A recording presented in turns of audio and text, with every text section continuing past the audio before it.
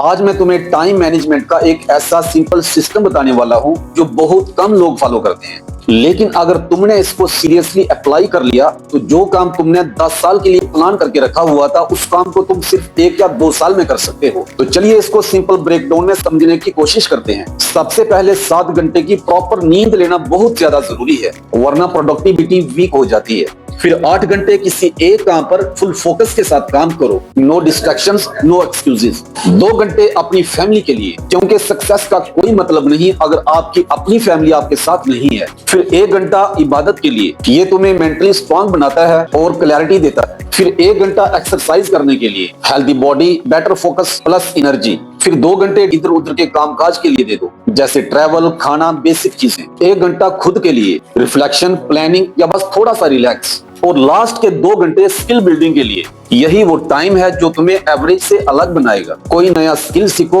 रोज थोड़ा इंप्रूव करो।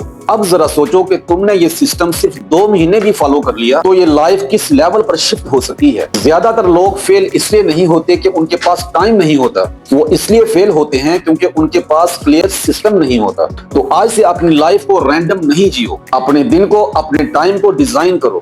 और अगर तुम रेडी हो तो अभी के अभी कमेंट बॉक्स में लिख दो कि आज से मैं अपना टाइम कंट्रोल करूंगा। और ऐसी ही वीडियोस को देखने के लिए मुझे फॉलो जरूर करो।